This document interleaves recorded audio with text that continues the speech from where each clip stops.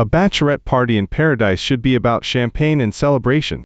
But for these 5 friends, it devolved into a blood-soaked nightmare. Stranded in the open ocean, with their boat sinking and one friend bleeding out, they quickly learn they are not alone. The guest of honor has arrived, and it's a great white shark, drawn by the scent of their desperation. The bride-to-be, Lizzie, is having a complete meltdown. But not because her wedding is cancelled. No, her primary concern is far more immediate. Her friend Cam, the very architect of this catastrophe, can only look on in horror, realizing the true weight of her spectacular screw-up. How did a dream vacation spiral into this oceanic hellscape? It all started a day earlier, with an awkward airport pickup. This is Meg.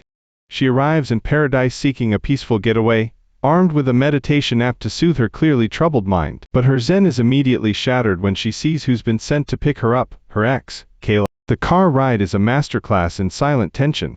Meg listens to a voicemail from her friend Ruth, who reveals the setup. Apparently, their friends thought this forced reunion would be a cute way to get them to talk, convinced Meg wouldn't have come if she knew Kayla would be there. Kayla apologizes, explaining it wasn't her idea. This is all part of a grand, ill-conceived plan to mend their broken relationship. This whole disaster was sponsored by Cam, the friend who thinks adventure is a synonym for no safety checks. Ignoring the fleet of luxury yachts, she proudly presents their vessel for the day, a rusty, yellow piece of junk. She declares it a proper adventure, conveniently omitting that proper also means properly dangerous. Her first order of business as captain: confiscate all phones. No distractions, no contact, and, as it turns out, no way to call for help. The grand plan culminates in stranding Meg and Kayla on a deserted island, a twisted form of couples therapy. The other girls motor away, promising to return in an hour, leaving the ex-lovers to talk things through in forced isolation. While they wait, the other friends snorkel, blissfully unaware of the chain of events they've set in motion. Ruth, the group psychologist, complains about the dead coral and lack of fish, and that's when their idyllic day takes a dark turn. While waiting in the shallows, something strikes Ruth from below. The water erupts in a cloud of red. Her leg has been horrifically mauled. Panic explodes across the beach. Lizzie is hysterical, screaming about sharks in the water the day before her wedding. Cam, snapping into crisis mode, demands a scarf to use as a tourniquet. They haul Ruth's mangled body back to the crappy yellow boat, their fun adventure now a frantic race against time. But their luck has run out. As they try to call for an ambulance, they discover the terrible truth of Cam's no-phone zone. There's no signal. As if things couldn't get worse, Cam, in her haste, crashes the boat into a submerged reef. The hull is breached. Water pours in. The boat, their only sanctuary, is sinking. The blame game begins, with Lizzie venomously pointing out Cam's reckless need to be different. They scramble for life jackets, only to find another of Cam's oversights.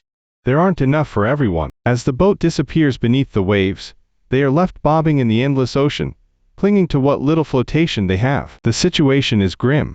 Ruth is fading fast. Her faint pulse is the only thing tethering her to life. Moments later, they get their first visitor. A dorsal fin slices through the water towards them. It's just curious, they hope, but they all know the truth. It's drawn by Ruth's blood, a floating dinner bell in the middle of the sea. In a moment of gallows humor, one of them jokes about what Ruth would say.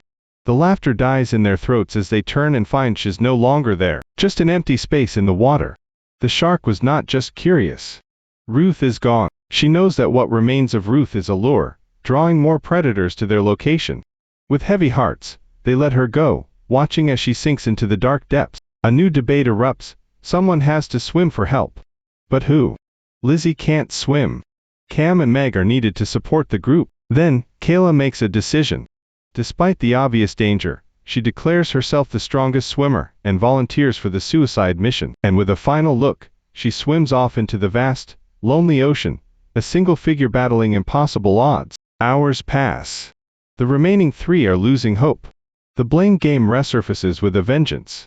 Lizzie furiously accuses Cam of being the sole reason for their predicament. Cam, riddled with guilt, finally reveals a secret. The whole trip, the island, it was all to give Kayla a chance to finally talk to Meg. She confesses that a year ago, on the night they were assaulted, Kayla had a ring. She was going to propose. The revelation hits Meg like a physical blow. Overwhelmed, she abandons the group, trying to swim after Kayla, screaming her name into the void. Seeing Meg swim off alone, Cam follows, leaving Lizzie terrified and alone. But the ocean has other plans.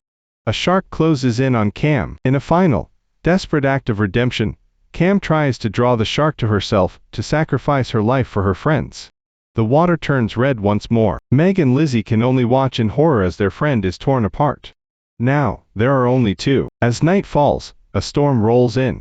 The freezing rain and crashing waves sap their remaining strength. In the darkness, Lizzie and Meg huddle together for warmth. They talk about the wedding, the sea bass on the menu, anything to distract from the creeping cold, and the certainty of death. A pathetic attempt at normalcy in an insane situation. Lizzie is fading. She's exhausted, hypothermic, and has given up hope. Meg, seeing this, makes a choice. She takes off her own life jacket, and forces it onto Lizzie, telling her she needs to survive. But Lizzie, in her first and last selfless act, pushes it away. When Meg awakens at sunrise, she is alone.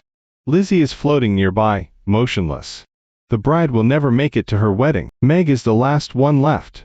Drifting, delirious, she's resigned to her fate. She finds a small, rocky outcrop, a temporary reprieve from the deep. But the sharks haven't forgotten her. They circle the rock, waiting. Wounded and bleeding, Meg realizes this is the end. She wraps her bleeding hand, a grim invitation. Staring down at the circling predators, she almost seems to welcome the oblivion. Then, a sound. The roar of an engine. A boat appears on the horizon. Hope, cruel and sudden, flares in her chest. But as it gets closer, the boat turns away. They haven't seen her. She screams, but her voice is lost to the wind. Just as despair takes hold, another shark lunges.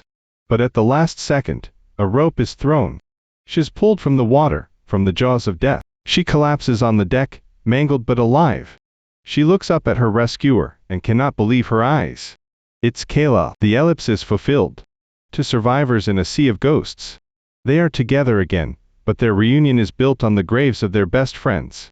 A happy ending. Or just the beginning of a new nightmare.